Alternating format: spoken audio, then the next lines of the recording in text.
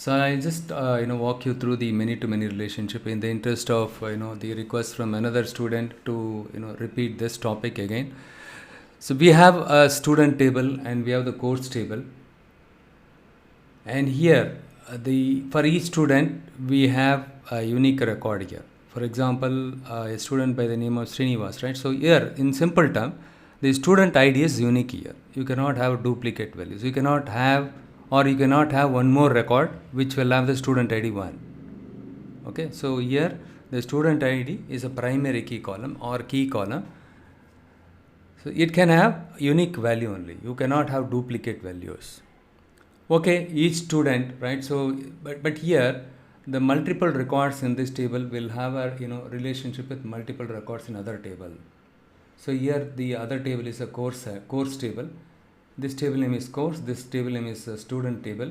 In this course also the course ID cannot be, or it should not be a duplicate values. It should have only unique value in it. Okay, so 1 should not be repeated, 2 should not be repeated. This is a unique value. With this ID only we can uniquely identify a record in a table. That's the reason we call it a primary key. The same thing is applicable here also. If I want to identify uniquely a person, right? So we use a student ID. Even in the office, right? We are given employee ID. If you, I guess all of you are working in companies, right? So employee ID, with the employee ID only they can uniquely identify, which person is working on which project. Even same project, so the same name, right, can be repeated, right? So different people can have the same name. So with the employee number only they can identify it, right? So which person is which person. Supposing if there is a salary hike or something like that, right? So in same departments, three Srinivas can work. Which Srinivas should I give a salary hike? Who deserve for this, right? So in that case, based on the employee ID only, you can update his salary hike, whatever. Okay. So this is the primary key. Using the primary key, you can uniquely identify the records in a table. For that purpose only, we use the primary key in tables. Here also the course ID. But here the challenge is, each student can take more than one course, and each course is taken by more than one student. The English course can be learned by 2 people, and Srinivas can learn only one course, or Radha can learn 2 courses. A single student can learn more than one course, and each course can be learned by more than one student. So this is a many-to-many relationship. The many-to-many relationships are not ideal. It is not recommended, right? So you cannot implement this one as it is, right? So in this case, as I discussed in the yesterday's session, one option is you can bring in the course ID here, right? For example, if you want to display the student name and the course name, we wanted to know which all courses taken by which student. If I wanted to know that, so what I can do is, one option is I can bring in the course ID, and I keep it as part of this table here. So in that case, what will happen is, for example, Srinivas, right? The student, his student ID is 1, and his date of birth is this one. Along with that, the course ID is 1, English. And again, the Srinivas, he is taking more than one course, math also. I just put this here.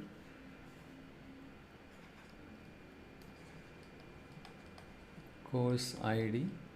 If I bring in the course ID from here to here, what will happen is, the Srinivas, one problem is, the Srinivas is taking course 1, course ID 1, and he is taking more than one course. He is taking both English as well as math. So 1, 2, and Radha is taking course 1, and Deepak is taking course 2, course ID 2. Well, if each student, if they take only one course, it is fine. But in this case, Srinivas is taking more than one course. So in that case, we are specifying 1, 2, right? So you cannot specify more than one value in each column. This is violating first normal form. What first normal form says? As part of normalization, we have something called first normal form, right? So in the first normal, what it is, you are not supposed to have duplicate rows. Yes, we don't have duplicate rows because the student ID we stored uniquely. We don't see any duplicate values here. Okay, we stored each record uniquely. We don't see any duplicate record. Fine. As for the first normal form, there are two rules, right? So one is row ID should be unique. Row ID should be unique. Yes, Devi. So Devi answered it correctly. So what she says, atomic value. You are not supposed to have duplicate value. So you cannot have more than one value in a single column. Okay, in a single column. So in that case, what you can do is, you can remove these two things. You can keep only one here, and you can probably insert one more time, and you can insert Srinivas. In that case, duplicate record is coming in. Okay, you can use the course ID and student ID, these two column. You can make it as a composite primary key. In that case, 1 1. So 1 2 is different, right? With the combination of these two, it makes a unique record. So 1 1 and 1 2 is different, right? So 1 1 and 1 2 is different, and 2 1 and 3 2. It's all unique record only, right? So in that case, it is fine. But what happens here again? You are repeating the Srinivas date of birth. So what if Srinivas takes 10 courses? Is this the student name and date of birth will get repeated multiple time in this table, right? Multiple time, just because to know how many number of courses taken by a single student, right? So you need to store the same students details multiple times. If in this case Srinivas taken 10 courses, right? So in that case you need to specify Srinivas same date of birth 10 times. So it causes some kind of redundancy. It leads to redundancy. See, first of all, in the interview they'll ask you what is many-to-many relationship. Many-to-many relationship. Okay, many-to-many relationship is very common in the business scenario. In the real-time scenario, many-to-many relationships are very common. What is so big deal about it? So these are the problem, right? So many-to-many relationship, you will end up storing duplicate values, redundant values, right? If you store something like this, right? We don't want to bring in this one here. The course ID, we don't want to bring in here, right? So what we want to do is to overcome this. Okay, the one is, now you understood what is many-to-many relationship. What are the issues? What are the issues with the many-to-many relationship? Redundancy. We are storing the data redundantly. If you want to combine here, and also if you want to store the student ID along with this course detail, here also the same problem will come, right? So the data, this is the issue we are posing it. So how do we address this issue? We don't want to store the data redundantly. So what is the way out? So that is where we have something called the solution. Now the solution. How do we address, or how do we implement many-to-many relationship in the real-time scenario? Because you cannot implement it just like this. Okay, if you do this, it can lead to some kind of data redundancy. It consumes a lot of space. In this case, we can see only 3 records. In real-time scenarios, there are some tables. We have 1 million records, 25 million records. 25 million into 2 columns. If you store it, right? So 50 million records, you are storing it unnecessarily. It consumes too much of space in the hard disk. So what is the solution? We introduce something called join table, join or bridge table. Either so some people they say join, some people they call it a bridge table, okay, and or a link table. Some people they call it a link table. See, when you once you get a job and when you start work with American, right? So they might tend to use any word, any terminology. They may say join table or bridge table, link table. You should be used to these terms. That's the reason why I'm telling you all these terms. But end of the day, you can in most of them they use this term bridge table. So what is the bridge table? In the bridge table, what we do is the student ID and course ID alone we will keep it here. So only these 2 columns we will keep it here. Supposing what is the Srinivas, his student ID is 1, and let's his I already mentioned it here. 1 second, let me let me put some values randomly. Student, let's Srinivas taken course ID English as well as math. So once again here I can have the duplicate value. Student ID Srinivas has taken the course ID English, and again the student ID Srinivas 1 is he has taken the math course 1 2. Instead of putting English math, right? So we put something like this 1 1. So what is 1? 1 is Srinivas. And what is this one? This is related to course study. This is English. What is 2 here? Math. The same guy is taking more than one course. The next one is Radha, and she is taking course English, right? And let's Deepak is taken the course like 1, and he has taken course 1, and I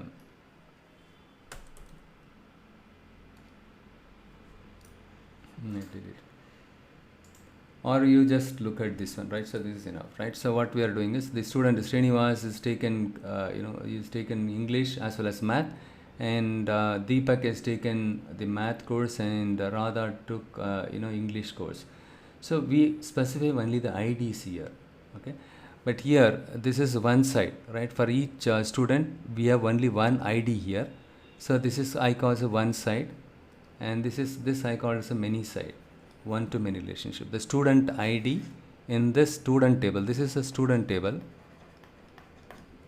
I call this a student course. So this is a course table, right? So this is one side, because each student we stored their ID uniquely only one time. But if you see here, right, so for each student we stored more than once, right? Hence it's a one to many relationship. So for these two table, one to many relationship exists, and for these two tables similarly, right? So for one to many, this is one side and this is many side. In this case, the student ID is a foreign key to this student table, and course ID is a foreign key to this table, right? So the student ID and course ID is the kind of the foreign keys, right? The student ID and course IDs are foreign keys. Okay, so now, right, so to set up a join table or the bridge table in many to many, right? So first we need to create a bridge table, something like the student course. This is a bridge table. Bridge table. This is the concept, but you need to give some meaningful name here. Okay, don't give bridge table. Student course, something like that. Okay, or you can say student course and underscore bridge, something like that, so that people can easily understand. Okay, the first step is create the bridge table. Step 1, create the bridge table. This is the solution, okay? And second one is create the include the student ID and course ID here, right? So student ID and course ID and course ID in bridge table. In our case, the bridge table is student course, okay? And the third step is create the relationship between the two fields, student ID, and similarly the relationship between these two, okay? So with this case, right, with this design, if a student enroll for 3 classes, that student will have only one record in students table, and 3 records will be there in the students course table. So in this case, right, Srinivas enrolled for more than one course, 2 courses. So though he enrolled for 2 courses, if you look at the student table, you will have only one record here.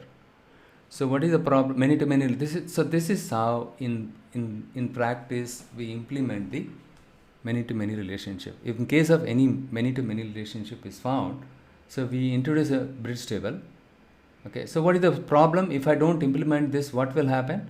So you will end up storing, let's say Srinivas takes more than one course, and let's say he takes 10 course. So in that case, if you store everything in a single table, 10 times Srinivas date of birth, right? Because these 2 columns you need to fill the value, right? So 10 times. So to avoid or to prevent the data redundancy, right? So we need to come up with a solution. That's when we create a bridge table. Bridge table, we create the student ID and course ID, and then what we do is we create the relationship between these two. So one to many, and here one to many, right? So that's it. So this is how we address the many to many relationship. This is how we implement the many to many table. So in this case, we need to, for example, if somebody is asking you, hey, can you please display the course taken by Srinivas? I need to know the course name, right? Student name and the course name. So in that case, these two columns, right, will need to be matched. And Srinivas, what are the courses taken by Srinivas? I want to know these student name and the course name. So in that case, so you need to join these two tables using student ID, inner join, and you need to join these two tables with inner join. So in that case, what will happen is you will student name and course name, you can get it. So by mapping the student ID with this one, right, so you can get the student name, right? You can get the student name, and mapping the course ID with this one, you'll get the course name. So I'll write the SQL query now, and I'll show you how to do that. So anyhow, you don't worry about the join, all the things. Okay, that one I will explain it later. At this moment, you just watch how I link these two tables using my query.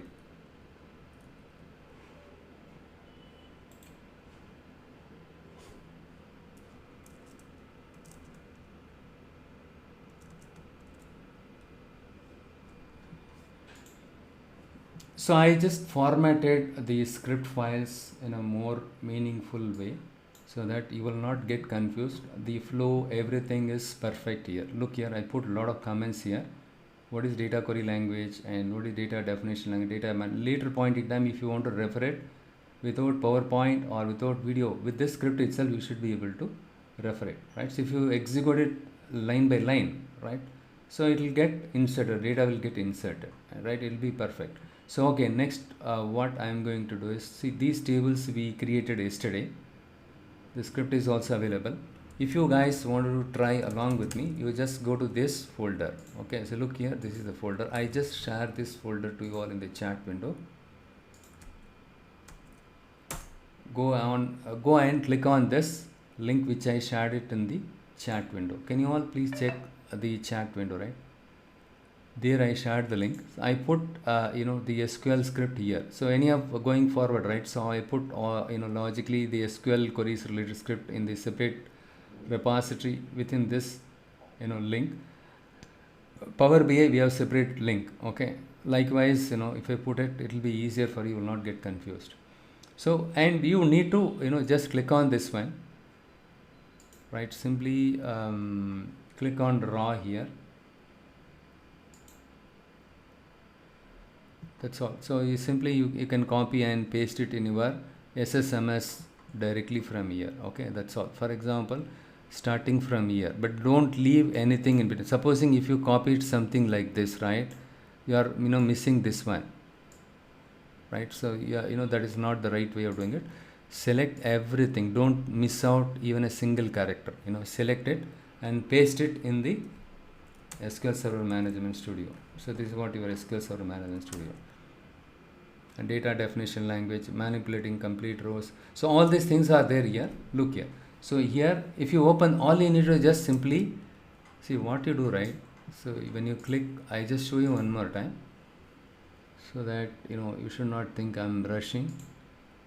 Look, this is the link I shared it to you all in the chat window. When you click on this link, it will take you to this website, and you will find this SQL file. Click on this, and what it is, scroll down little bit, you will find something called raw here. Raw. Click on raw. Right. So what it is, Control A. Simply Control A, Control C. Go back to your SSMS. Where is the SSMS? And then what you click on new query. And this is your SSMS. Click on new query.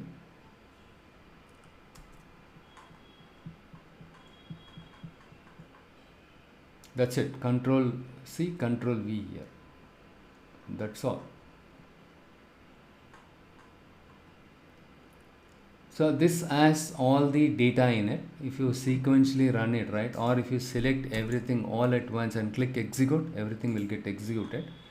So now what I do is to show you, how to do many-to-many relationship, right? So in this case, for example, I want to write something like this. Select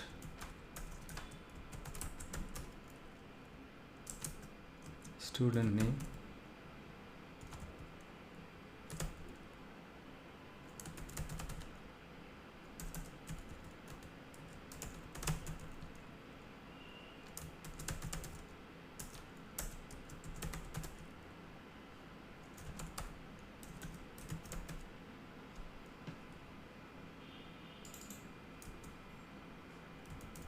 I just give some alias here, and I just give some small letter here.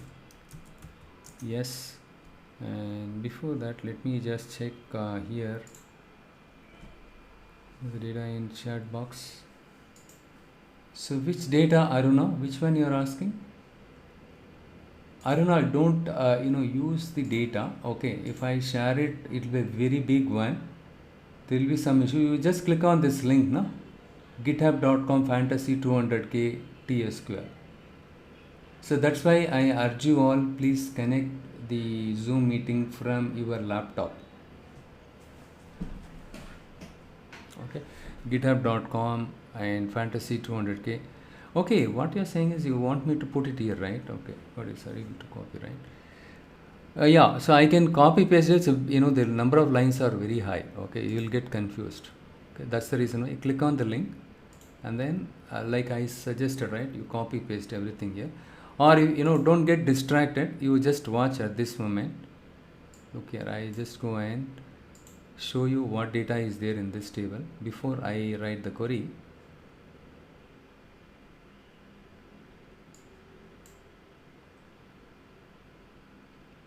Yes, so and let us check. First of all, do we have data in this table? Yes, I have the data here. And what I am going to do is I combine all these things and put into a single place so that we can compare everything in a single place. Select star from course.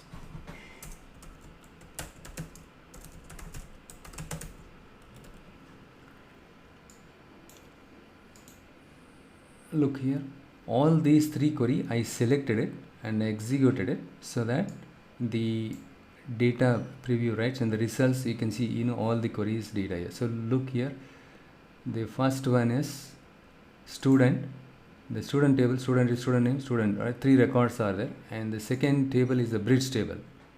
This is the one I was showing, right? So 1 second, this is the one, the bridge table. Okay, and the student course, this is the one, and the third one is the course. This is the one, the last one. Okay, so these are the things. Okay, now what I'm going to do is I wanted to write a query.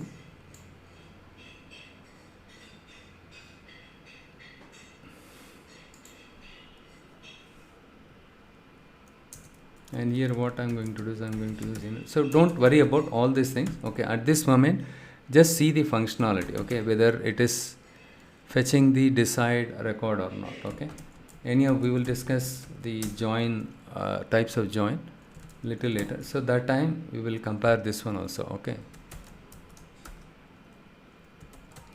I just give some kind of alias, I'll explain it, don't worry. Okay, yes, dot student ID, and then what I do is I need to do inner join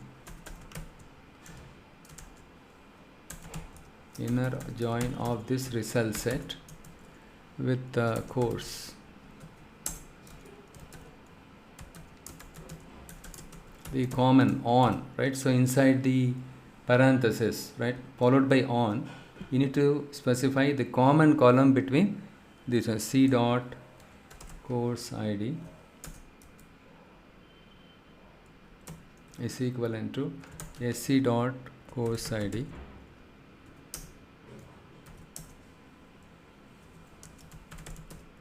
where, for example, if I say student ID is equivalent to, let's see, what are the courses taken by Srinivas. Srinivas has taken 2 courses, right? So student ID 1 and he has taken 2 courses, and student ID is equivalent to 1 here,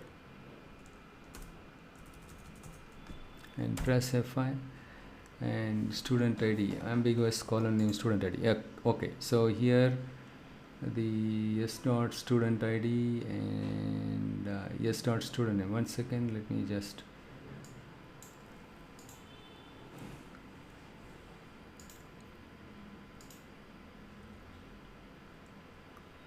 student ID is there, right? So okay, but here I mentioned everything here. SC dot student as SC, this is yes. Okay, and course name. Okay, the course name I'll just align it properly. Course name and students as yes, inner join student course as SC on SC dot student ID and yes dot student ID correct only, and inner join course as C on SC dot course ID and this student ID. See, look here. Here the student ID is available in these two table, right? It gets confused in which table. Yes, right. Look here, student ID is available in student table and the same student ID is available in student course. If I blindly specify student ID, it gets confused, right? So what I do is in the student table, what is yes? Yes is alias. Don't worry about this. Okay. Ideally, I should go in the proper flow. At this moment, you just think how it works. That's all. Okay. Don't worry about this functionality. I'll explain later. Why I am explaining it here is there will be some kind of continuity.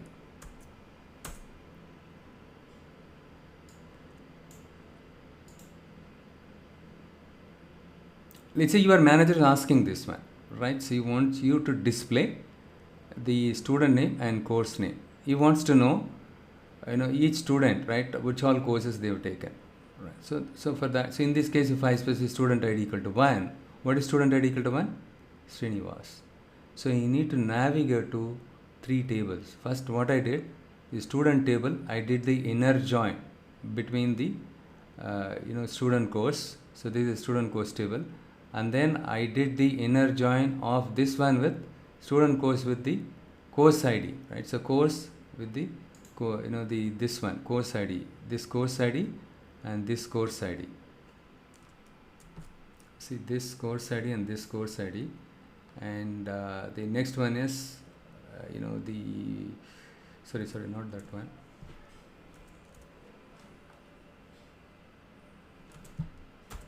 I just move this up because it has 4 outputs, right? So that's the problem. Okay, yeah. So now you can see very clearly here. This student ID linked up with this one, and this course ID is linked up with this one. That is what I have shown here, right? This student ID is linked up this one. This course ID is linked up this one. Using the query, we did this one. So this is the bridge. The middle one is the bridge table. This is a student table. This is a course table, and this is what we needed. You cannot directly get course name, right? Without a bridge table, you cannot create get the course name. So to get the student name and the course name, you need to navigate to these 3 tables. You need to join these 3 tables. Anyhow, you don't worry. So if you cannot understand this still, so don't worry. You will learn it. You will understand after I cover the join everything. Okay, join is very simple one. Don't worry. Okay. So next, what I will do is I just save this one also. And if you want to see other student, you just give the other student name. Or if you don't want to, if you simply execute this one for all the students. For example, if I give like this. I don't want to limit with a specific student, all the students. Look at Srinivas English Math and Deepak Math, Radha English, right? So all the students, whatever the course they've taken it, we want to display. Srinivas more than one time because he is taking more than one course, right? He's taken more than one course. So you can execute up to this, or if you want to see a specific student ID, right? You can give, here the student ID for Srinivas is 1, Deepak is 2, and Radha is 3, I think, yeah. So you can give that way. For each specific student who wants it, the where class you need to put it. That's all. So next one is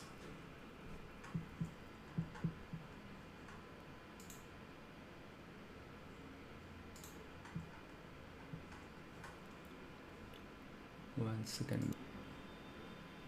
Insert, right? So there are, you can follow 3 approaches. Inserting a single complete row. So in this case, the student table has 3 columns: student ID, student name, date of birth. So you need to specify, the ID here, and whatever the student name you can specify it here, date of birth. This is a straightforward way of doing it. Single complete row, how to insert it. And inserting partial rows, we have seen it yesterday. How to insert partial rows. So this is wrong. It was throwing an error. I need to insert into student, followed by this. I want to insert only the student ID and student name, not the date of birth, because initially I will not get that. You just think that way, okay? So partial information only, you need to load it in the database or this table. So followed by the student table, you need to specify the column name, and then followed by this specific values.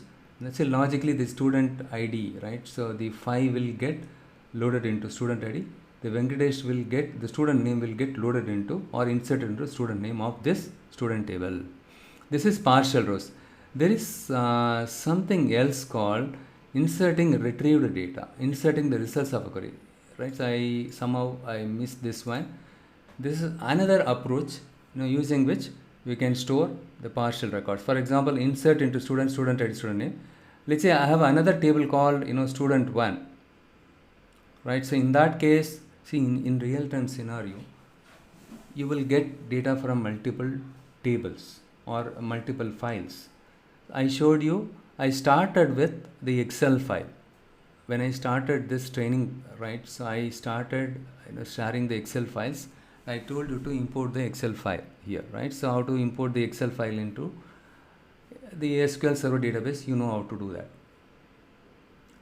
So there are some transaction files, right? So you will, week 1, week 2, say week 1 sales, week 2 sales, week 3 sales, week 4 sales. The customer is giving you 4 week related sales into separate files. So you need to load each and every file into SQL Server, and then you need to combine everything into a single file. You just think that way. So in that case, what we do is we want to student 1 is the week 1, right? So student, even the college admission also, initially 10 students will join, and afterwards probably another 6 new students may join, right? So before joining date itself, right, 3 different point in time the students enroll for the course, right? So you got the value into 3 different tables. So what you do is, in that case, insert into student. So this is student 1, right? Student 1, something like that. So in this case, from this table, student 1 table, select these columns and insert into student tables data, so that you can, let's say you have 3 files, right? Your manager has given you, in your college they have given you 3 files.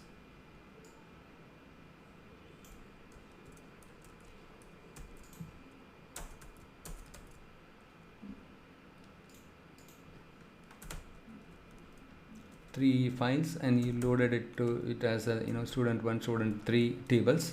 So now what you need to do is, you using this command, right? Let's assume that student 1, student from student 1, you are storing it into a table called student. End of the day, you need to have only one table, student table, okay? When student 2 table, you are extracting the student, because this set of students, they join different period, okay? So these students, they join later point in time, right? 3 different point in time the students got joined in your college, enrolled for the course in your college, and you store each time when they enrolled it, right? So first batch 1, batch 2, batch 3, all these batches you put into a single table. So in that case, you select student name from this table and insert into this table. From student to table, insert into student to table, you select it and insert into this table. So inserting data, insert into select command. Yesterday we discussed about the other approach, into, right? Select star into, see kind of a duplicate table, right? So here, where is that? Into. You can use into also, right? So you can use into, select star into from table, right? So in that case, right, you need to use 3 temporary table, but here already they have given you everything. This is another approach, okay? Whichever approach that suits for you, you can choose it accordingly. So in a nutshell, there are 3 options, right, to insert the data into table, okay? This is straightforward way of doing it, and this is partial row. In some cases, we don't get the information after. For example, you have something called shipped date. In your order data, you got the order information. Only when you ship, right, the ship date will get updated in the table. Initially, you will not get the ship date. In that case, what will happen? You will have to do the partial insertion, right? So partial insertion, something like that, okay? Later point in time, you update the ship date, because the day when they ship the items to you, that is the ship date, so that will be updated later. So in that kind of situation, partial rows, inserted rows. So fine. The next one is this is what we copying from one table to another table. This is another way of doing it, and update all the things, right? Okay, so next what we will do is we will jump into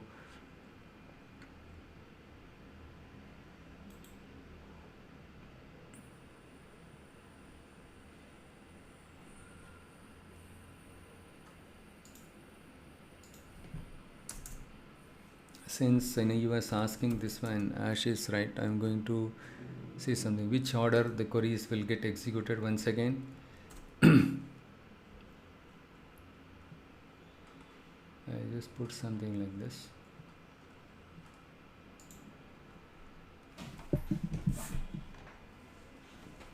I'll put the complete thing, okay? The complete the syntax.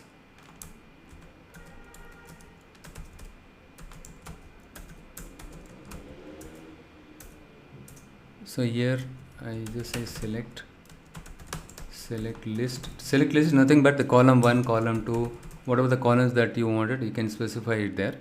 And then next one is table list. You will be extracting the data from more than one table. And here the where. So here we say specify the filtering condition. I call this a predicates. And the next one is group by. Group by is for aggregations. If I want to perform some kind of aggregations, in that case we will be using that condition, having condition. And then you have something called order by. Order by is to sort the data. Order by sort key columns.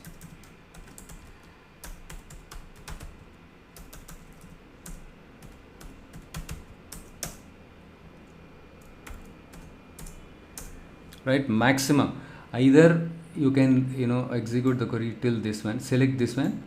Sometimes we don't have to do group by, right? So in that case you can write the select statement with up to this. In some cases you will be using group by. On top of the grouped values, if you want to do some kind of filtering, then having condition, and then you can use order by. Order by you can use it followed by where also, okay? So now what we will do is since you had asked one more time, right? So sorry guys, bear with this. Let's say select all students. Select all students from the, or why students always select all products from dim products. We already imported this one, stable.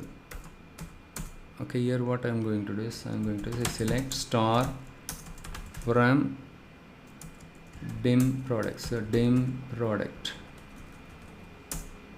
See, in step 1, see here I mentioned everything step by step. If you follow this, you will be able to understand. Don't tell me you change the step, I'm not able to understand. The first step is, first you need to select the database. This is where we created these tables, right? So the category, customer, employee, all these tables we created under sales database. So, and we have another database called finance data mart. How will SQL engine will know which table so let's say in finance data mart also you have something called sales table is there. Here also you have the same sales fact table is available in finance mart. In sales also you have the sales fact table is available. Which database or in the table belongs to which database you are working, right? You need to tell it explicitly. So that's the step 1 is first make sure that you are selecting the database which you wanted to work on it. This is the first step, step 1. Next one is the normal thing, okay? Next one is, since I already selected it there, I don't want to type it again here. Select all, this one, execute.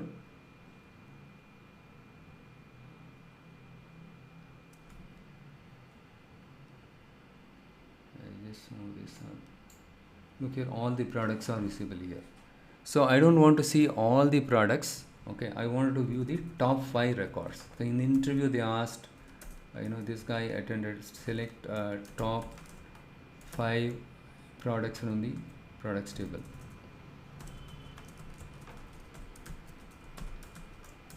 You need to put top 5. Top 5 is a function. Okay, so top is a function.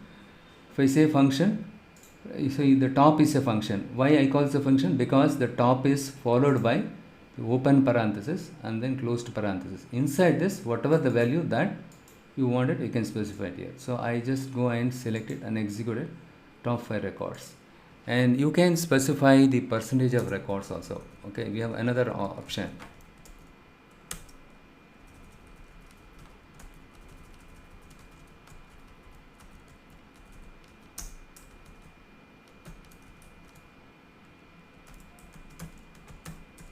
%% of products from team table. So here something called or 10%.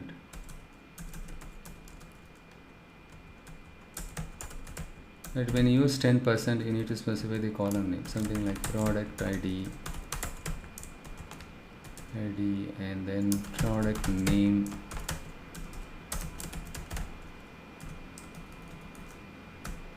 See, in the case of product ID, I did not specify the square bracket, right? So 10%.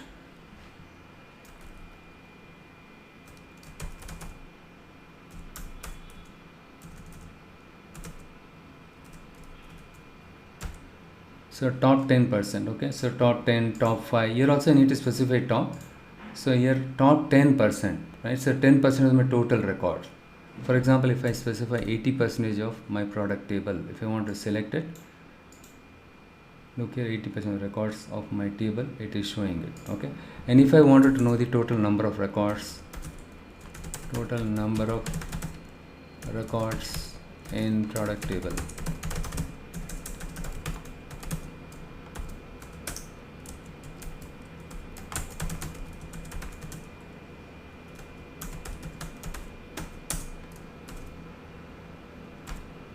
so this is the count of store.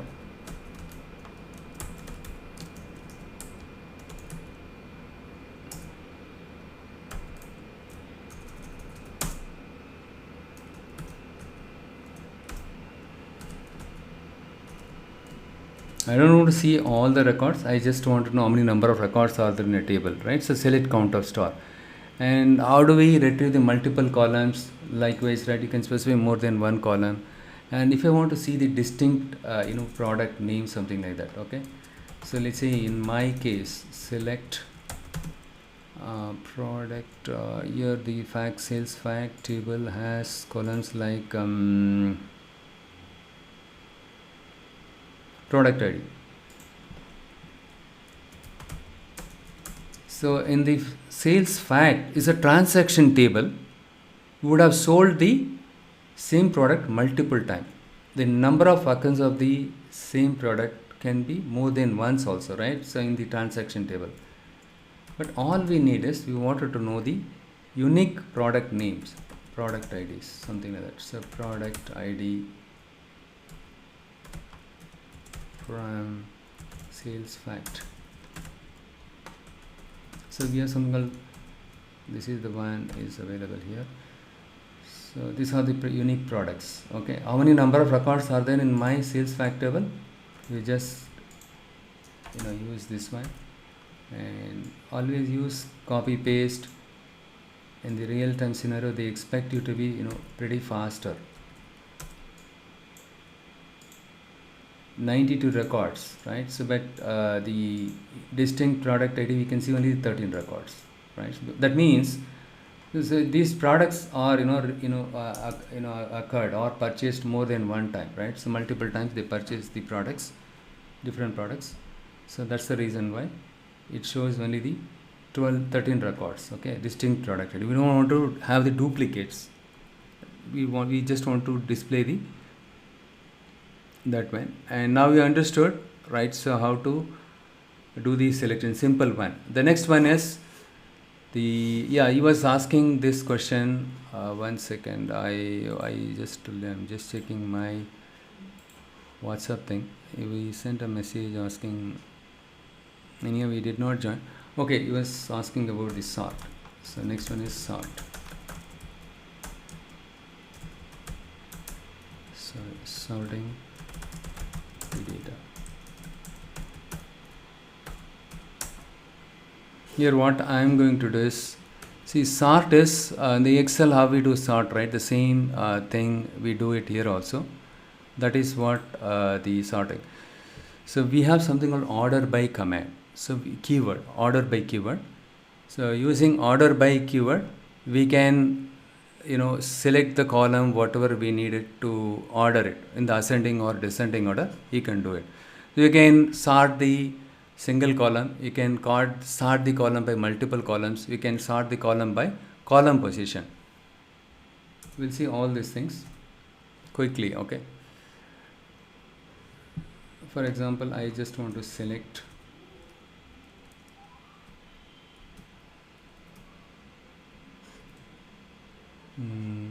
what we will do is, select, let me do one thing.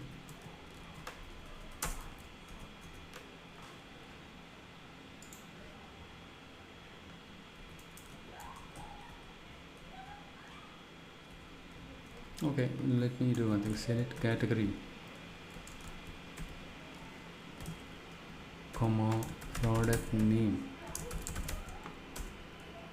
comma, cost price.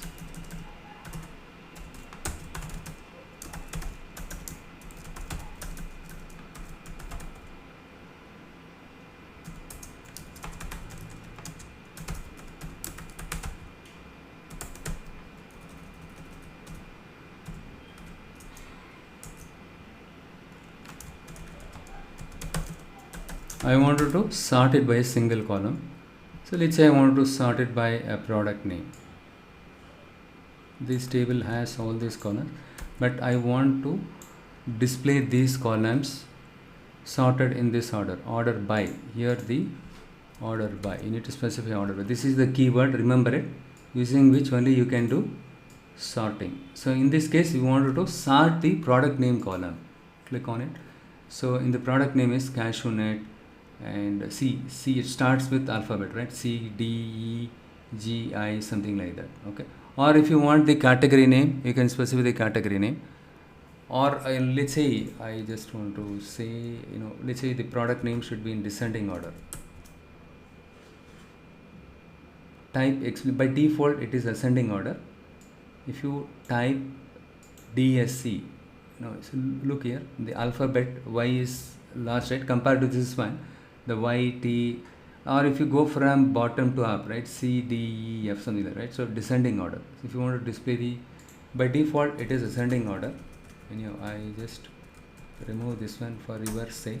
You can use this one. And the next one is what I'm going to do is, okay, so can't I use any, something like this, right? So can't I use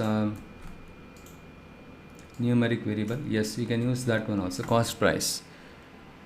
They want to see the the cost price, the highest cost price, right? Wherein we sell the products. Which products cost price is very high, right? We want to see highest cost prices of they relate to the products. We are seeing it, right? So we can see it here. So we can put it in descending order. By default, it is in ascending order. So now I want to sort this by more than one column. Is it possible to do that? Yes, it is possible.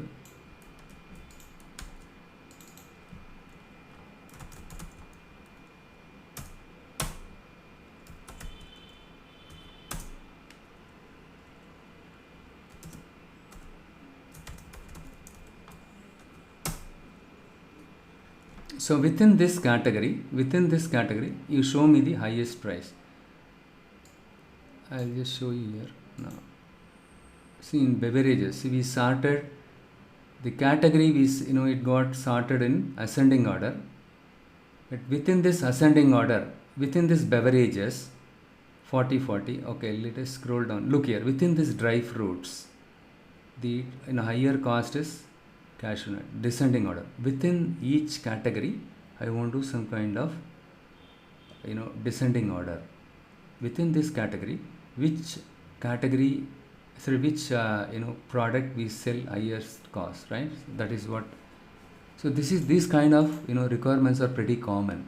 So your manager will ask you to produce a report like this with this sort option. And next one is sorting by column position. We have something else called sorting by column position.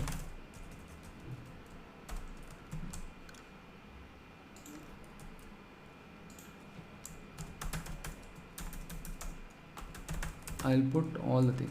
So make sure that even when you are part of a project, you put the comments wherever it is required. Okay, but don't overdo and don't underdo. Okay, so this is very much it's a good practice. So what I do is I just simply copy paste this here, column position. So what I do is in this table, in the dim product table, the first column is category and second column is product name. Right, so first you need to check that one. Okay, make sure that you are giving the proper one. Select star from BIM product. See, first column is product ID. Okay, so in this case, okay, let's not go by this order. We'll go by this order. Okay, the category is the first column, second column. This is what we have listed out, followed by the select. Right, so what I'm going to do is, so category is 1 here. The first position is category and the third position is cost price. Now these two queries are same. Instead of typing it category and cost price, it is waste of time typing it, isn't it? So what you can do is you can sort it by the column position. Column position is not by the physical table. The query is column position. So this is the first column, second column, third column. The order by category and cost price descending order. Okay, you just click on it. So both of them are same. You can just select these two queries, execute it, compare it. It will be same only. Look here, beverage is 40/40.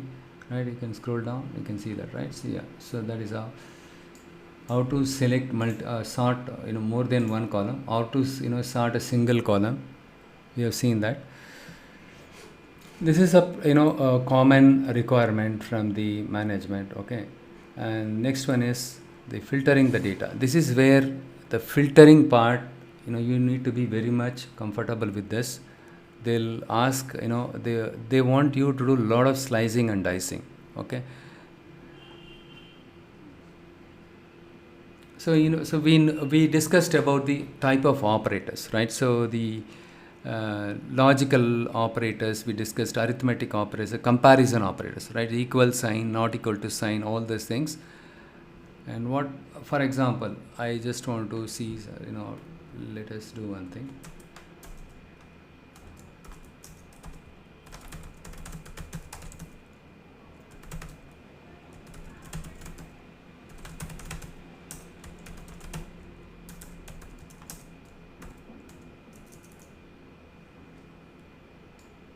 Same thing, you can just use it here from where class, where cost price.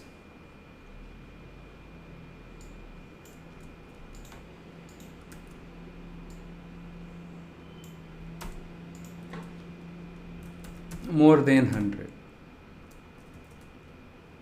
Anyhow, I'll give you, we will create one demo database also. So with that, you can do extensive, I'll give you some exercises also. A lot of exercises are there, exhaustive exercises. If you practice it, that is more than sufficient. You can say you are an expert, okay? But you cannot say over the night you are an expert. But at least, right, in real time scenario, how we use the queries, how we have to use it, that you will get to know. We have something called AdventureWorks database. I'll show it how to create the database. You can also start create it along with me. So in this case, I have used the greater than sign here. And if I wanted to use less than, you can use less than or equal to, something like that. Okay, and less than, for example, less than 100 or less than 100, something like that. So which products we sell it less than the 100 cost price. So less than or equal to how to specify. Since I have a mix of people, I just type the more than one thing also here. The next one is, okay, I just select this.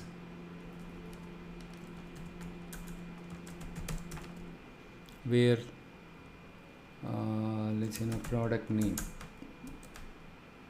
how to use this operator, right? So the where product name not equal to, so this is not equal to, less than, greater than is not equal sign, okay, and not equal to, let's say coffee, somewhere coffee.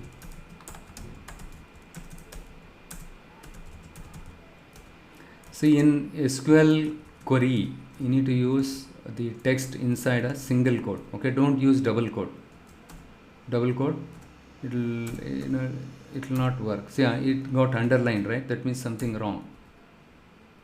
Now the underlined one, red color underlined one got disappeared. That means your syntax is correct now. Fine. So now you learned how to use variable greater than, less than sign, less than or equal to, greater than or equal to. You can put equal sign also here, not equal to, you can use it. So these are the way that you can do it. And then importantly, the between operators. For example, select, or in the interest of time, see, you can practice all these things with the fact sales also.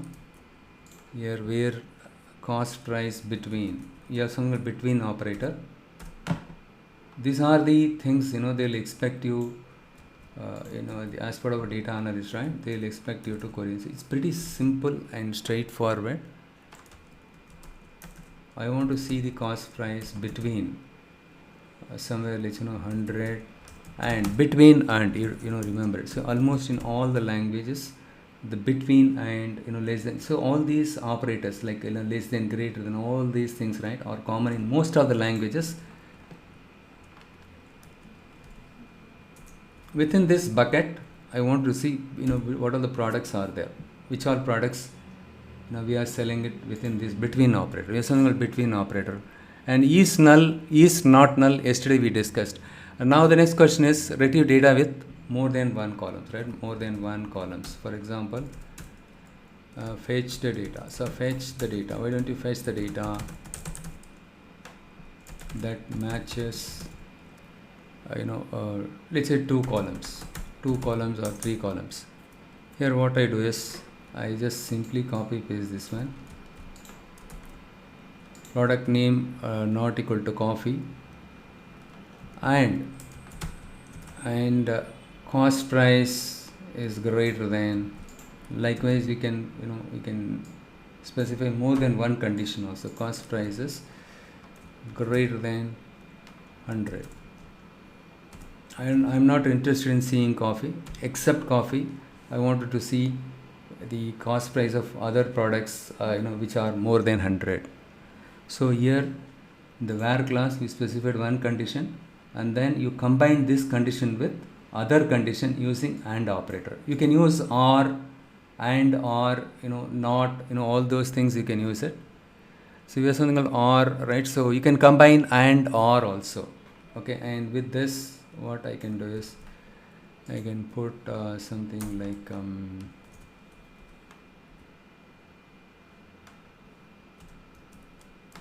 you can use OR here.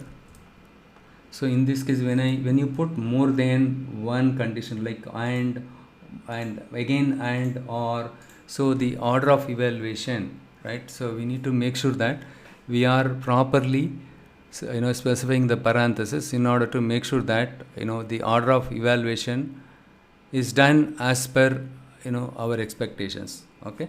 For example, or the product name,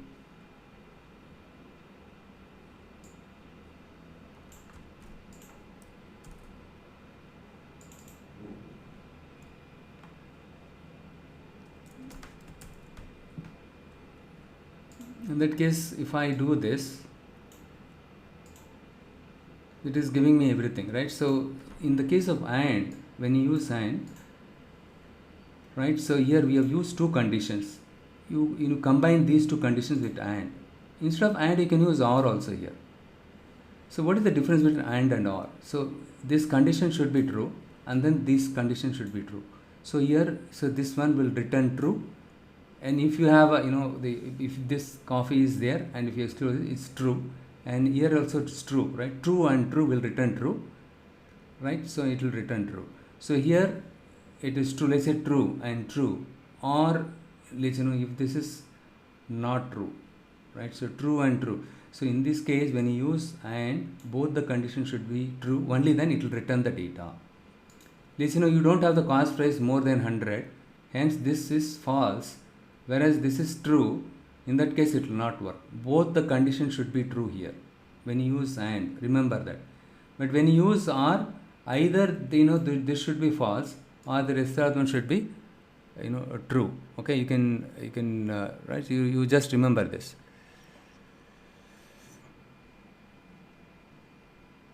Okay, so in this case, right, so what I'm going to do is I'm going to say I want to combine these two things, product name, these two should be true always, right? This condition should return to, this condition should be true and this condition should true, or if it is not true, then it is okay. In that case, you need to specify the parenthesis, right? These two conditions you need to put it in a parenthesis, and then it is something like that. So this parenthesis helps us to, or helps the SQL server to determine the order of evaluation. Which order should I evaluate? So otherwise, what will happen is, if you don't specify parenthesis, what will happen is, maybe this price, or this, either this or this, even if it is false, and even if it is false and this one, right, it can lead to something else, some confusion can happen, right? So you need to make sure that you are using the parenthesis properly. These two conditions should return true. Okay, it's something like that. Okay, so the coffee price should be more than 100, only then I'm okay with tea. If it is tea is there, fine. If it is not there, also fine, right? Even if this returns false, let it be there, but it should, but here there is no excuse. Both should return true, only then it should return something like that. Okay, and the next one is in operator. We have something called in operator.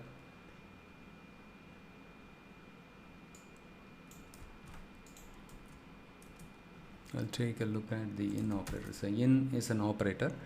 So what we do is, with this I can say all the, what are the things that I needed. I can specify here x. So all the list of values, right, you can specify it here. If for example you want to have cashew nut, all these, retrieve the product name only for this, or we can, ideally we should have mentioned the category name here. Okay, category name, right? So category, or let me put some meaningful category, so here something like that. I know it will take some time. So Srinivas, we will take a break after this. Okay, Srinivas and others. I could see that most of you, and beverages, we are interested in viewing the product related to the beverages and dairy products, dairy categories. Want to view the products that are relevant to only these two categories. You can use in operator. Look here, beverages and dairy, only these two categories got filtered. Using in also you can do it. Otherwise, what will happen is, you need to specify category is equal to beverages or category is equal to dairy. No, sorry, I just take one more minute to show this one. Okay, where category is equivalent to beverages or category is equivalent to dairy. If I have to match 100 categories, if you put 100 R's, you need to put it, right? So if I execute it, both of them produce the same output, but compared to n, so right, so compared to R and n, right, so n is much efficient, the performance will be much faster. Whereas if you are using multiple R condition, it takes a lot of time. Okay, performance tuning. Okay, so you can tell this one also. In my project, I did couple of SQL tuning, though I'm not a data warehouse, so database administrator. Usually database administrators, they are the one responsible for SQL tuning. So though I'm not a database administrator, but I know a little bit. So in one of the queries, they are using multiple R's in the var class. So instead of using multiple R, I introduce n. After introducing n, I just check the performance. We have something called cost. I don't know how many of you, Srinivas, you are you are a lead person, right? You know what is cost in SQL query. I don't know if you are aware of it. I don't know, right? So cost is cost. The query cost should be, when you execute this query, right? The cost of the query should be less than this query. Only then we can see this query's performance is faster. Both the queries produce the same output. Both the queries produce the same output. It's something like you want to, let's say you are in Bangalore, you want to go from your home to Majestic. You can use n number of routes, right? Something like, this route 1, route 2. But when you use both the route, we can go to Majestic. But which route is shortest one? Which one is the best one? Which one takes lesser time? Which route takes lesser time to reach Majestic? So we can say that route is the best one. So in that, see, the same analogy is applicable here. So this query takes lesser time than this one. Cost. Lesser the cost, better the performance. This query consumes less cost. This query takes more cost. The same example. If you go by car, expensive car, right? Let's say you go by BMW car. So the when you take roundabout route, what will happen? It consumes a lot of fuel. Whereas here the cost is very high. But end of the day, both the route you reach the destination. But which destination takes lesser time, lesser cost? When it comes to SQL query, the cost is nothing but the resources. How much memory it uses, how much CPU it uses, how much IO it takes, right? So input and output, right? So how much time it takes to read the data from the disk and then load the data into memory, right? So you can tell this example. This is how I, after I jumped into the project, I was reviewing the code. I could see that they were using multiple OR. I suggest them use in, right? So with the N, it was doing good. And next one is include live query statistics. There's something called live query statistics. You can see with this also. See, this is the one execution plan. I was talking about this one. Okay, what we will do is we'll take a quick break. It's already 21:40. I'll have to respect the people, those working, almost 18 hours per day, right? So let's take 5 to 6 minutes time, and probably you can finish up or grab your dinner and sit next to the laptop, and you can, have your dinner and you can, watch the screen. Okay, I'll just pass it. Fine, good. I'll record it screen. Good. Yeah, I need to record it. We'll record it. So what I am going to do is I just close this one. I will go back here.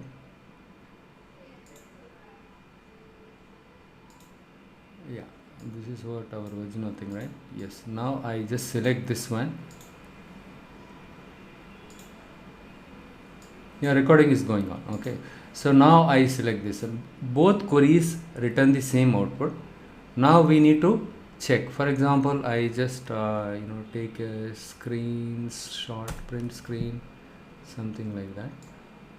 We'll see. It will not show. The number of records are very less. We will not expect the miracle to happen here. But in general, N is faster compared to using multiple ORs. So now I just press Ctrl R, and this is the one. Right, if I hover the cursor here, 939, but it is opposite here.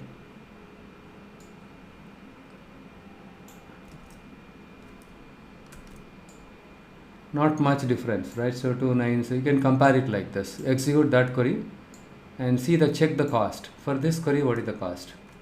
Especially when you have multiple ORs, right? Let's say 10 ORs, and if you use in, right? So in that case, you will find some kind of difference. So that what we do is we will create something called adventure demo database. With that, right, I'll give you some problem statement. With that, you try it out. Look here, it shows everything, right? Predicate and OR. Look here, we have used OR here and in the where class. But here, behind the scene, it does the same thing, right? So in OR. So here also OR.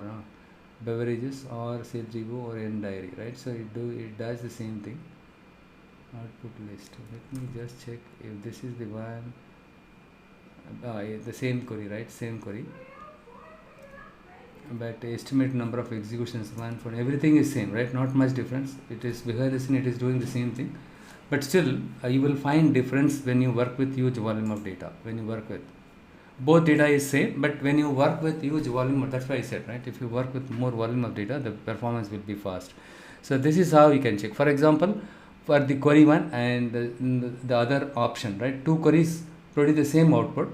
The query one, what is the cost? Query two, what is the cost? Whichever query has lesser cost, that query is much better. Okay. But again, there are some scenarios, right? We cannot literally go by the query's cost also. Lesser the cost, better, we say. Sometimes, right, we'll have to cache the data in memory. So database administrator, they will cache the bigger tables in memory because of the SLE, all the things, right? They would have cached the data there, because of which it will be faster. There are many factors, but the simple rule of thumb is whichever query takes lesser cost, that is the best query. Okay. And now is some kind of tricky questions. See, this is the one, right? So not equal to. If you want to see the result, you can see it here. Just beneath the result, you can see all the things here also. Okay.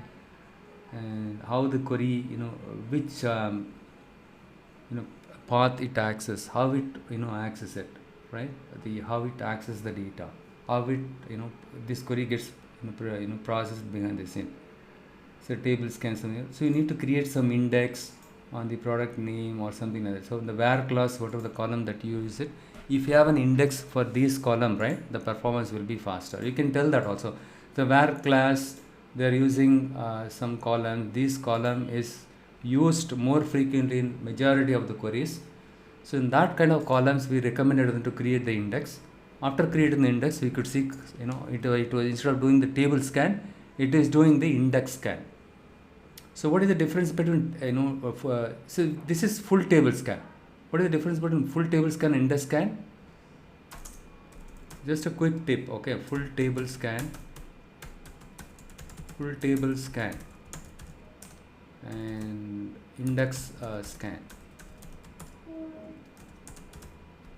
So what is full table scan?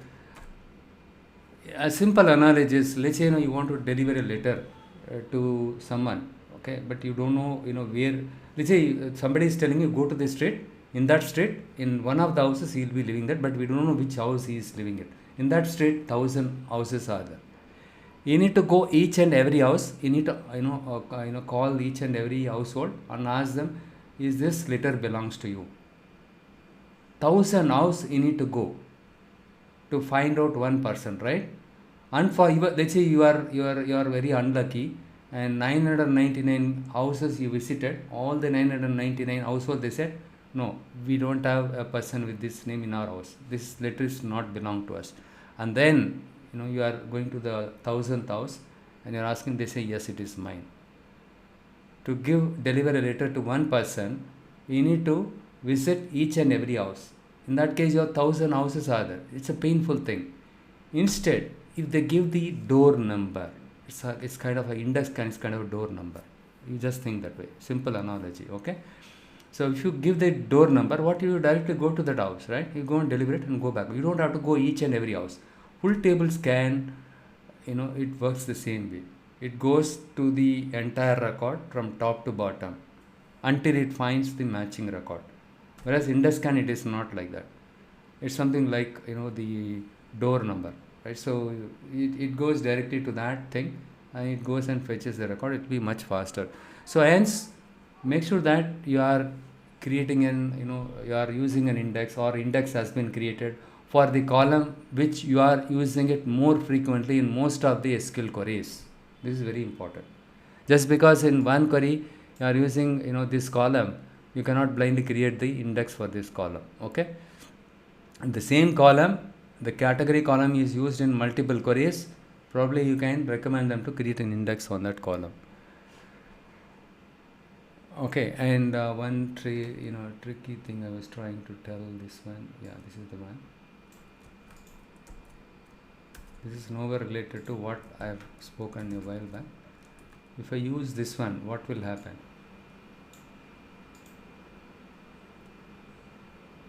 So it gives the query statistics, execution plan, and then a live query, messages, and results. You can see the results here. So you can see it excluded the coffee here. But if I put not here, what will happen?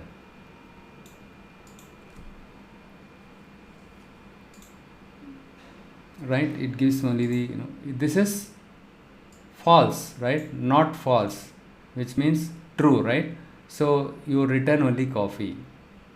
So, so there is a subtle difference between these two, but the outputs are different. You need to be, these kind of tricky questions you can expect from the interviewer. And like we discussed it in the last session, I don't want to repeat it again.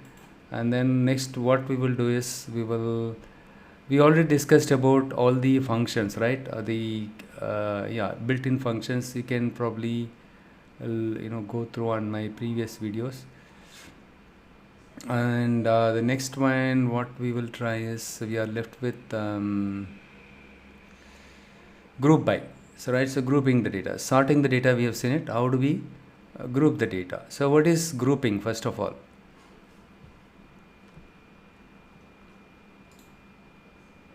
For this,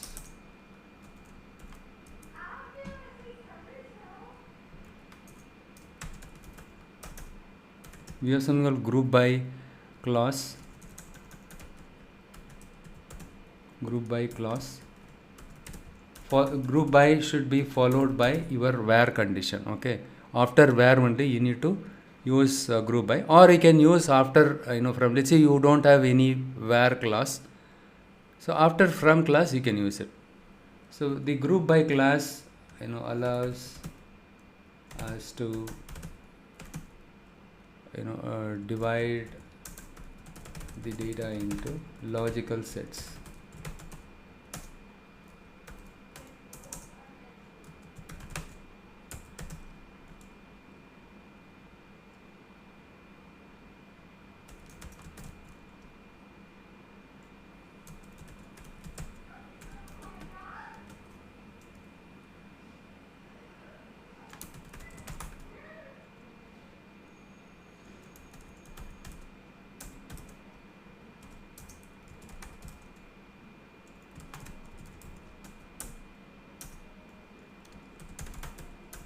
Here I say directly group by location key.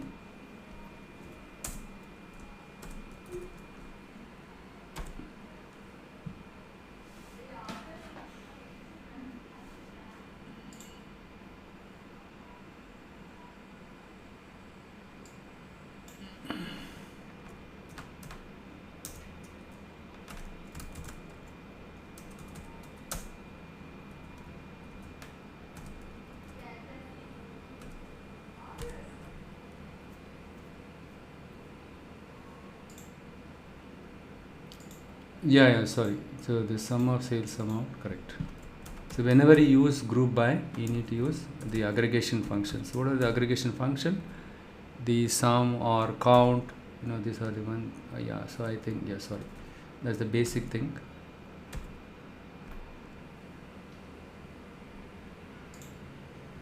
So in each city, right? So how many number of records are there in this table? In the fact sales, we have close to 100 records are there, right? But when you do the sum, whenever you use group by, you remember this, you need to use the aggregation function, either sum for something like sum, or you can use, along with this, you can use average also. Average, AVG is there, IVG of the sales amount. What is the average sales amount in each location? You can specify that way also.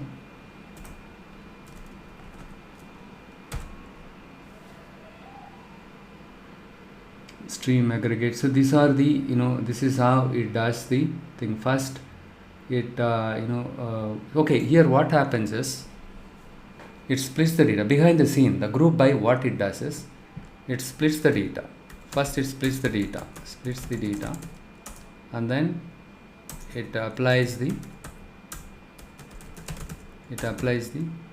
aggregation function, and then it combines. These are the three steps. Combines the aggregated groups. applies the aggregation function for each group. I'll just put it here so that let's say something like this. Let's say in your data set you have something called Chennai,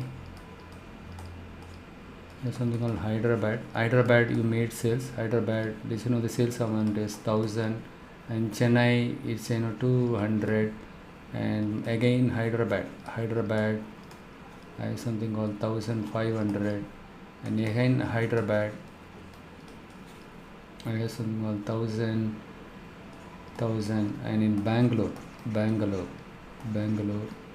2000, and here Chennai 800, and again Bangalore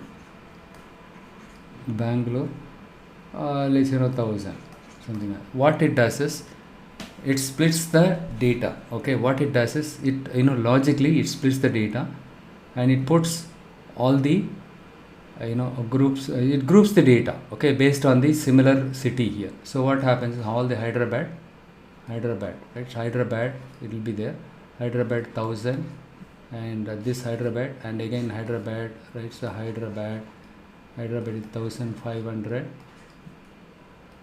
again Hyderabad is 1000,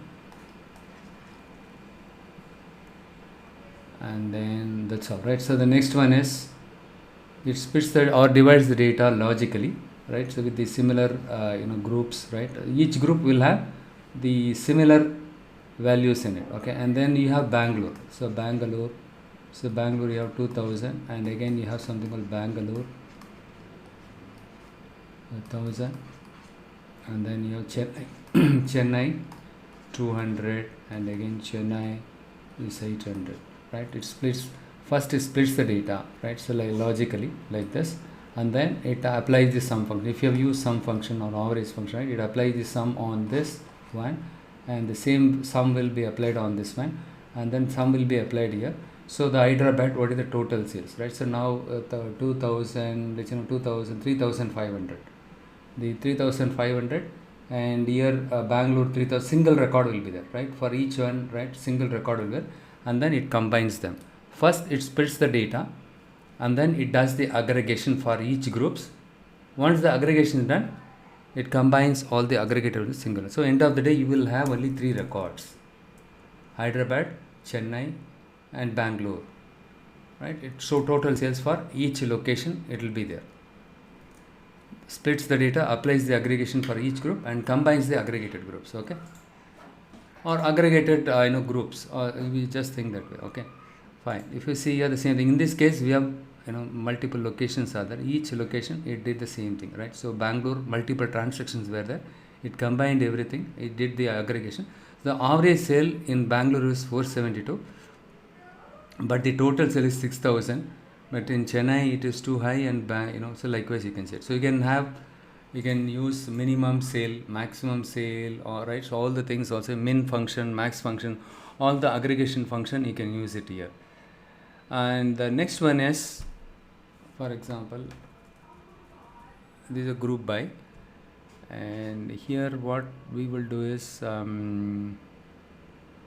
we have the customer name is there and category is there, right? So yeah, what you do is you can do the group by for a specific category also. You can use that. Look here, the group by should be followed by the from class, and if you want to have this one, sales fact,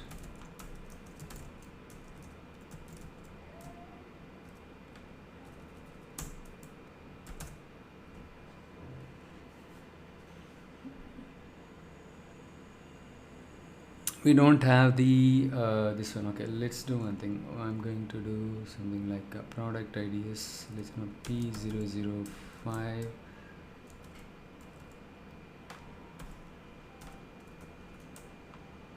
for this product ID, what is the total sales in each region, where it's not a sales fact, where the product ID,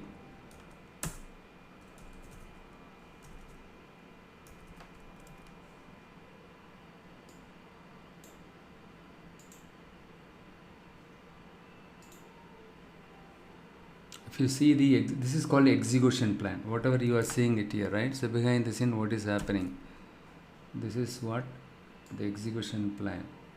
Okay, and what happens, look here, you see group by group by, order by, everything is happening. It does the order by also behind the scene, right? Because it has to start the data. Okay, the first one is location key sum of average, and then it defines a case when, right? So when some condition is there, right, it is doing group by, order by, everything. Anyhow, we are not going to discuss this at this moment. First, let us understand what is happening here. So for this product, what is the total sales in each location, right? So look here, so here only in 4 location we sold this product. What is the total sales for P007, right? Maybe you would have sold it in more than one order, multiple orders, all the orders put together. What is the total sales for this product in each location? So now you learned how to combine group by with where class. So most of the time we do it with where class only. In some cases it depends on your requirement. Some cases we don't use where class, but where class is the best one because it will limit the number of records. And the next one is having count of star. We have something called, listen, location key count of star.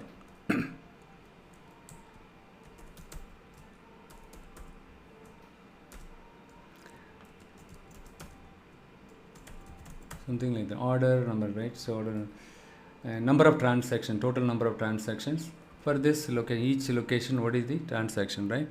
And what I'm going to do is, for the time being, we'll start with group by, and then we will execute this one first and we will see what happens. In Bangalore 13 transactions are there, in Chennai 21 transactions happen, and Delhi. So okay, now what I want to do is, I wanted to see, now it did the group by. Now we understood, right? Group by is something like consolidating. In Bangalore, all the orders, how many number of orders in total we executed it or received it, how many number of orders we received it in Bangalore, how many number of orders we received it in Chennai.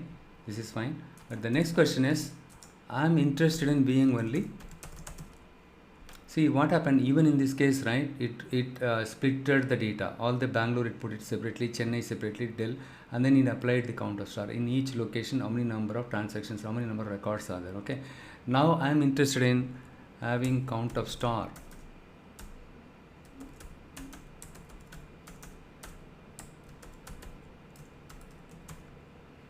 Greater than 6. So Kolkata we could see 6, right? Look here, Kolkata got excluded. Now the question is, okay, what is the difference between where and having class? What is your understanding? So in this case what happens is, right, before grouping the data, first it filters.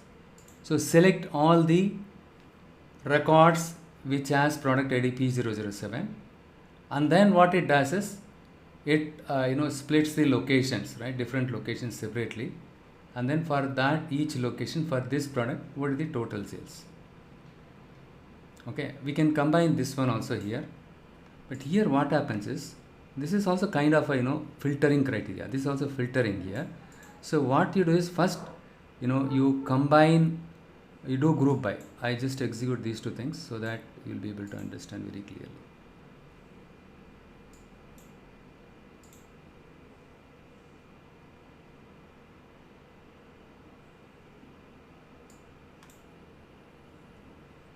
First what it did, so group by. So first step what it does is, it groups all the records based on the location key, right? And then it checks, right? Now it filters of this grouped record. On top of this grouped record, apply this condition. So we want to see more than 6 orders which we received it. So now you understood the difference between where class and the having count of star, right? So on the grouped data we are applying the filtering here, whereas in this case we are not applying the, so we are applying the filter on the data itself. not on the grouped data. Okay, I just put this one also here, and in this case Kolkata, it's not coming, right? We can combine var class also here, p00, let's say 5 or something. Let's see if we are lucky here.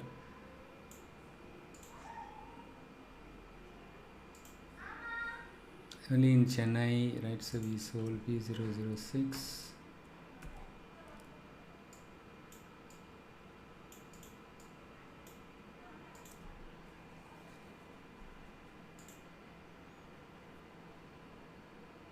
Yeah, more than 6 transactions was not there for for the none of them here. For example, I gave 7 I gave it, right?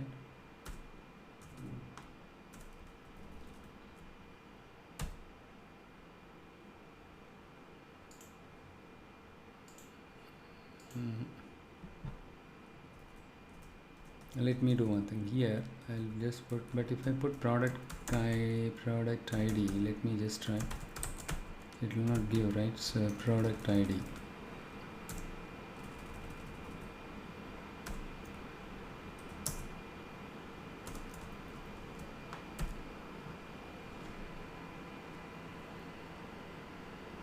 So product ID, right? Product ID, location key, anything. Okay, here count of store. Okay, here it will not work because you cannot use this column. It is not aggregation function, right? This is not part of this one, because whatever here group by is specific, that column you need to use it here, right? So let me do one thing. I just group it by location key by and product. We can see something like that, product ID. In the group by you can specify more than one column also.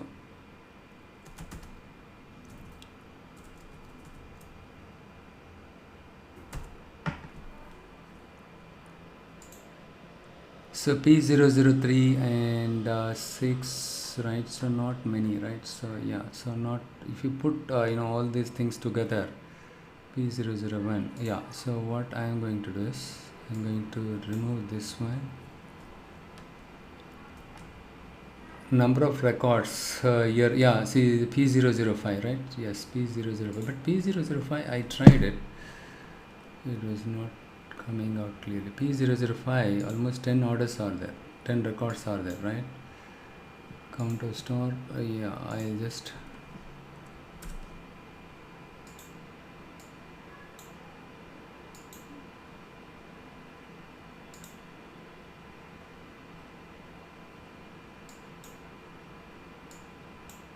only one record is coming here. For this product ID, what happens is it filters for this product ID. Okay, it filters this product. When you filter this, only P005 is there, right? So only that one will come. So what we can do is you can specify some other condition, location key, something like that, okay? Location key, something like that. So, right, so you can use some other condition, but the idea is this one. You can combine var clause with group by and having also. But this var class is to filter your data, not the grouped data. If you want to filter on the group, first you do grouping. So in here what we did, you just do the grouping, okay? Don't do filter any data, group the entire data, and then you apply this condition. Whichever location, we received more than 6 orders, that location alone you display it. I am interested in seeing that one only. So that is what it shows here. Yeah, we can do one thing where something like that. We can use something where, yeah, you need to know the sales amount is greater than 100, something. Yeah, we'll put it for you people to understand, right? I'll just put something like that. I think most of them were more than 100. Now it is coming here. So var class, you can combine the var class with the group by and having also. I just save this one, Control S. If you use Control S, it gets saved, and I'll just store it in a separate file also, this one, okay? So now you understood the group by, right? So select, you can use, whenever you use group by, make sure that you are using an aggregation function, right? Initially I did not use some function, it was throwing an error. right? So my mind went blank that time. Okay, so some group by is meant for aggregation. Remember that. So what do you mean by aggregation? Sum is aggregation function. Average is another aggregation function. Min, max, these are the functions, or count, right? The count. These are the functions are related to aggregation function. Okay, whenever you want to do some kind of aggregation, consolidation, in that kind of case, right, you can use group by. But whatever the column that you use it here, that column only you need to use it here. Okay, if I see what I did, I just typed product ID. Product ID was not there here, hence it is throwing an error. But if you wanted to display product ID along with the location key, you need to display the product ID also. So the product ID and location key, whatever the column that you display, that is from your group by thing. Okay, and then only you need to do it. So here, was it working? Yeah, it was from class. Okay. I just typed it and then I did not. It will not work. It will throw an error. Oh, it is doing it, right? So okay, location key, and okay, still it is doing it. So location key is Bangalore. Yeah. So what we will do is count of location key. And this gives rise to. Now you tell me what this one is going to do.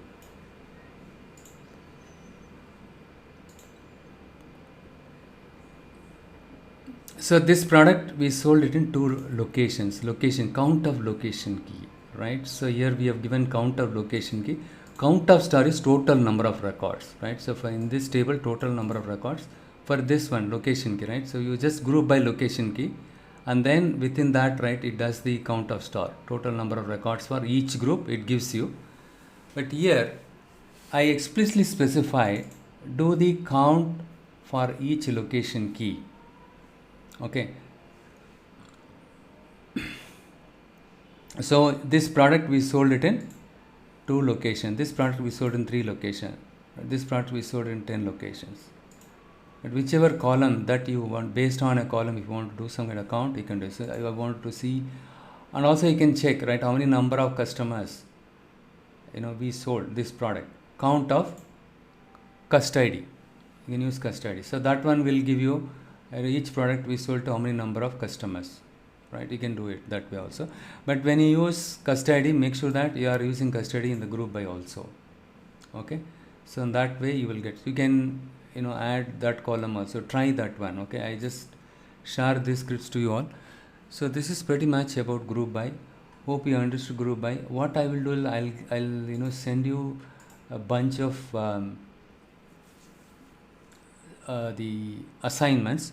You start work on this. Okay, so that so that you will solidify your understanding around the concepts whatever I covered so far.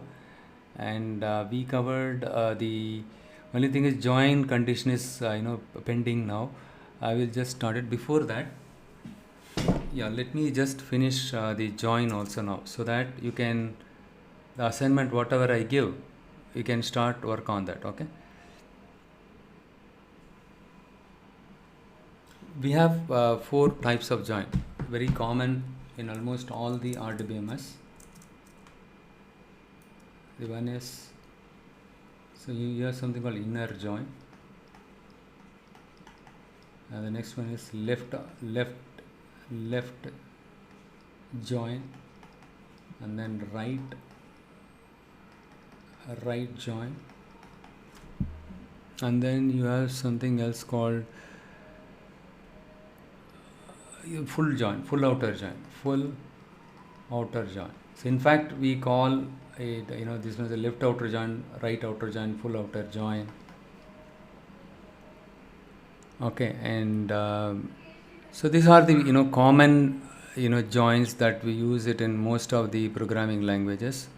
Okay, so now let us understand what is inner join. Inner join, let's say our table A and table B. Okay, let's say this is a category table, this is your sales fact, whatever the categories that are there in this dimension table, right, matching to that category, you select the value from the fact table. Okay, so you must have I think you must remember this one. the Venn diagram, school time we studied.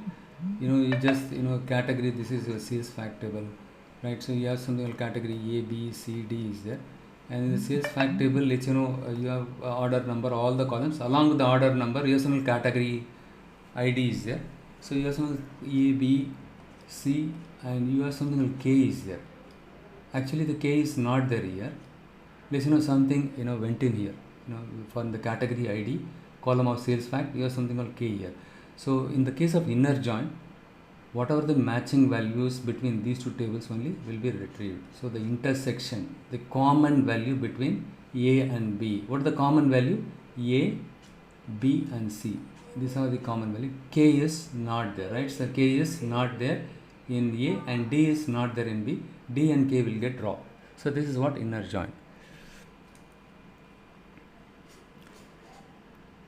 Okay, and the next one is the outer join.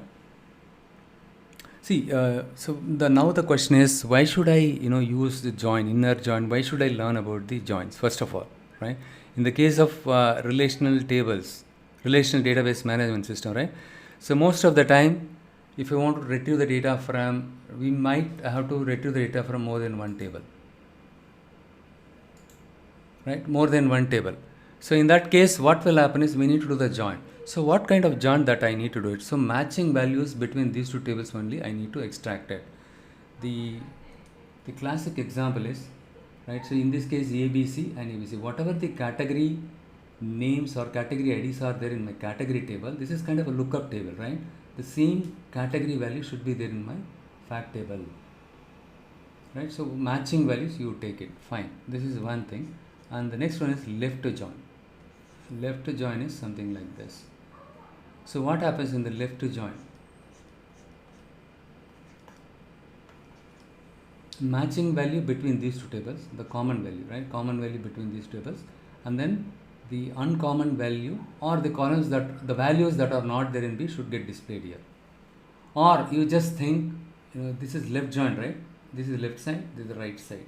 Matching value between these two tables and the rest of the values from table A. Let's say you have something called in this one, you have something called 1, 2 and 3, and here you have 1 to 8, 6 is there. Here 1 to 3, 1 to 8, 6 is there. What are the matching values between these two? 1, 2. When you do, when you left join B with A, right?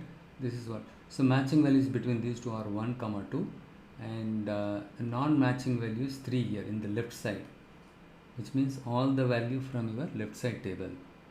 Matching value between these two tables and non-matching value also, in addition to this, it will retrieve it. Okay, the 8 and 6 it will not retrieve. It will not retrieve. So that is what left join. Now the question is, what kind of situation, what kind of use case can I use left join? Why don't someone can tell me? Why don't someone tell me, what kind of use case we can use left join?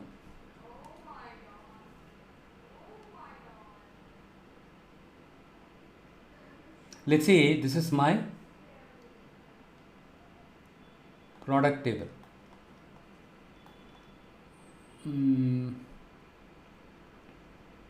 Now that is for left join and right join. So all the products, okay, let's say this is my product table, this is my invoice table.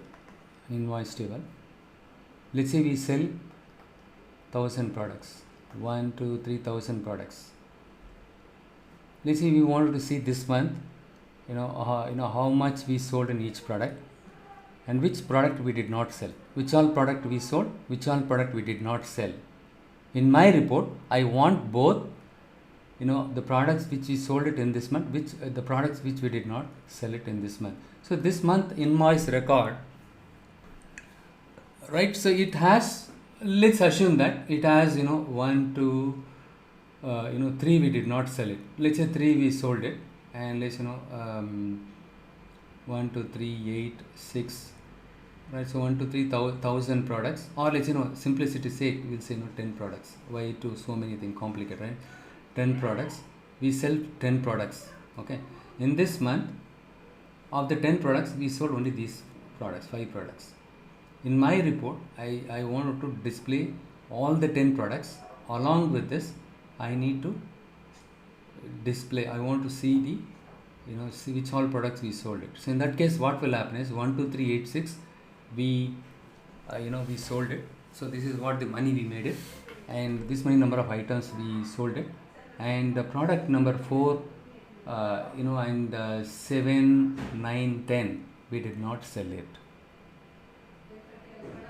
right? So this is one way you can make sure that, right, which product we sold it, which product we did not sell it, right? You can get a quick glimpse of it with the product name. If you display it, it will help them to understand. That kind of situation you can do left join. There are other purpose also we do it. Anyhow, at this moment you just think this way. What is right join? Right join is opposite. Are you able to understand or not? I don't know. So this is my table A and table B, or let's this is my product table and this is my invoice table. So here matching values between these two tables. Let's say we sell 10 products, right? So whatever the products that we sold in invoice, this is my right side. Now we are talking about right join. Let's say here we sold 1 2 3 8 6, right? And we could see something like, okay, let's say here 1 2 3 8 6. Yes, we can see some product ID as 18 20 is there. 18 20 is there. So matching value, okay, product, right, we sell product number from 1 2 3 to 10, right? So here 1 2 3 8 6 matching 8 and 20. This kind of exceptional thing. 18 and 20, first of all we don't have the product ID with this number in our product table. So why why it shows something strange values for the product ID here? In some case, right, in the case of exceptions, to find out the exception, right, so some kind of any anomalies, right? Ideally whatever the product IDs are there in your product table, that value only should be available here. But in the case of invoice, multiple time a single product can display. For example, one can display more than one time. Product 2 can, they would have sold it more than one time. 2 multiple time it can be there. But something, right, the 18 and 20, we don't sell any product with this ID. Whatever the product we sell it, we made, this is my master thing, master data, the product data, right, master record. Whatever is there, the product ID, the same ID should be there in my invoice. The exceptional kind of thing, right join. There are other purpose also we use it. Anyhow, we'll discuss it later. Okay. So left join is, this is also kind of an exceptional thing, right? So which all products we sold, which product we did not sell. Right join. Right join is matching values between these two tables, and then non-matching along with this, right? So the non-matching will also get displayed. All the values from right side will get displayed. You just think that way. Full outer join is A union B. All the values from both the tables. It is not union all, it is union. What is the difference between union and union all? Union all will have duplicates. Union, it will not have duplicates. For example, here we have 1 2 3 and here 3 4 5, right? So both things put together 1 2 3 4 5. That is what your full outer join. A union B, right outer join is like this, matching values between the the two tables, and the along with this it will display the non-matching value from the right side table. Matching value between the two tables in the case of left join, and non-matching value on the left side, in addition to the matching value, it will get displayed. Inner join, matching only the matching, the common values between these two tables, you retrieve it. That is what inner join. Apart from this, we have something called self join. If you want to join a table to itself, that is called your self join. And then we have something called Cartesian join. Cartesian join. Let's say Cartesian join is, let's say in a table A and a table B, you have something called 1 2 3. Here you have A, B, C is there. Cartesian product, what will happen is the 1 A, 1 B, 1 C. So each product will get matched with every other product in this one. So here this one and this one, 2A and 2B and 2C and 3a, 3b, 3b. So when do we use the Cartesian product? This is a very expensive one. With this you can understand, right? It is not much helpful. So when you don't use any where clause, right? When you join more than one table, this you are joining employee table and department table. So select e name comma d name from your employee table comma department table. If you wanted to read more than one value from two table, right? More than one column from if you want to read the data from more than one table, so in the from clause you need to specify, right, which all tables that you need, and also you need to join these two tables based on the common key column, where employee dot depart number is equivalent to department dot depart number. You need to specify this filtering criteria, okay, or joining condition. Join, right? Join. This is called join. So this is the older way of writing it, okay. So now what will be something called inner. There is something called inner, okay. From employee inner join department on employee dot department. So that is what we do. But you just think this way, simplified one. If I wanted to retrieve or display employee name from this table, department name from this table, I need to specify the table name, right? In the from clause, I need to specify the table name, which all tables these two columns are available. In addition, how you need to join these two tables based on these conditions. The common column between these two tables is depart number and depart number, where employee dot depart number is equal to depart. If you don't specify this condition, what will happen? Srinivas or someone else, experienced people, can tell me what will happen if I don't specify this condition, join condition. This is called join condition. What will happen? In this case, it is inner join, matching value between these two. If I don't specify this, what will happen? The Cartesian join will happen. So in this case, you are joining two tables. In real-time scenario, you will be joining 3 tables, 4 tables. So in one of the projects, in UK projects, when I worked, we were joining 12 tables from the source system. 12 to 14 tables we were joining it. Left join, right join, right? So and then we were using inline view query and all, okay. So it's a very, very complex thing. In that kind of situation, there could be chances, right? If you don't exercise caution, it might lead to Cartesian join. So that is where this execution plan is very much helpful. We'll take one example. I'll explain you how to go there. But at this moment, whatever I covered, it is there in the script. You just practice it. And especially I'm more worried about the non-IT background people. What we will do is we will have one more session in class hands-on session. So next session I'll give you the questions. You start practicing side by side, okay, and no more watch only mode. You are going to get into action in the next session. You start practice it, right? And also we'll cover the stored procedure in the next session. See, what we will do is, right, this upcoming Saturday and Sunday will continue. No more weekdays. Weekdays is pain for most of them, right? So already leads are experienced people are there in this call. They are working day and night. Fine. So I'm going to wrap up as of now. Before that, you have any questions? This Saturday, you remember this. I'll give you, in the meanwhile, also I'll give you the questions.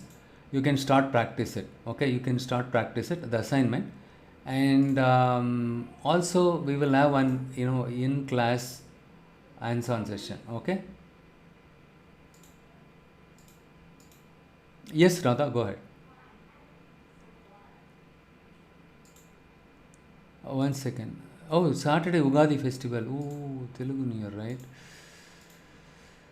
Oh, Manavadu festival. So, okay, or else what we will do is, right? Yeah, it's a New Year day, Telugu New Year, right? So we cannot afford.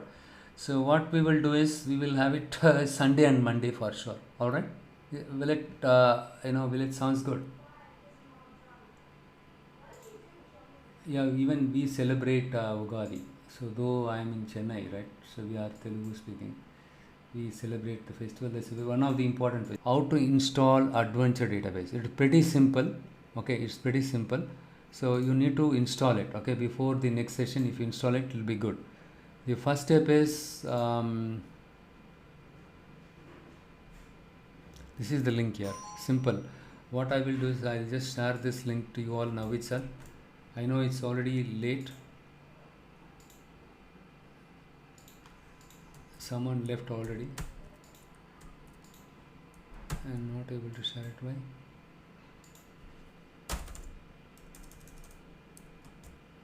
No, it was not covered. Okay.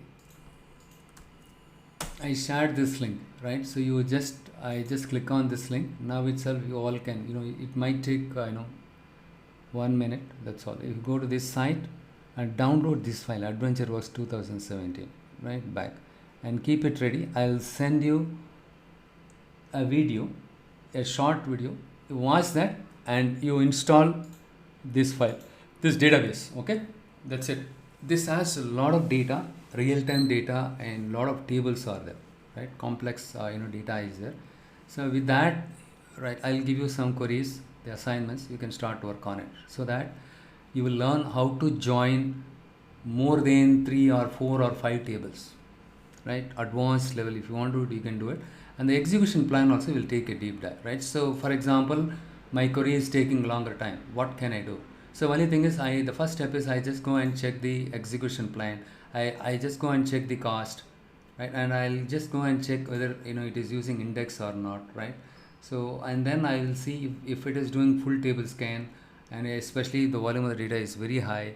And I'll check whether the filtering criteria has the index in that column or not. See, first of all, we did extensive tuning in the past. Okay. See, in the where class also, right? Okay, I just removed it. Okay, I just put where employee dot depart number is equal to department dot depart number. Can't I put it like this? Department dot depart number is equal to employee dot depart number. Can't I do this? What matters? The order also matters there, right? So driving table, we have something called driving table constant. We'll discuss this as part of tuning, right? So, but again, so I don't want to jump into the advanced level. Let's go step by step. Upcoming Sunday night, you all going to do the hands-on part, okay? Exercises, in-class exercise assignment, okay? Hands-on session will be there. And then Monday, we'll talk about the stored procedure and function, variables, and then, right? And with that, with one example, I'll show you how to do fine-tuning all the things, right? How we can improve the performance. With some statistics, I'll show you. With that knowledge, you need to take that forward, right? So you need to apply that with various write queries with which produce the same output, and compare the queries logic. Logic may be different, but the output is same, could be same, but which logic takes lesser time to retrieve the data from the table, right? So that you need to check it out with the help of execution plan and cost, everything. Fine. Thanks for all your patience. Sorry I took much of your time. We will circle back next Sunday. By the way, advanced Telugu Ugadi Subhankangshalu, right? Ugadi Subhankangshalu. Sorry, my Telugu is not 100% pure. See you next Sunday. All right? Fine. Bye. Advanced, the Telugu near wishes.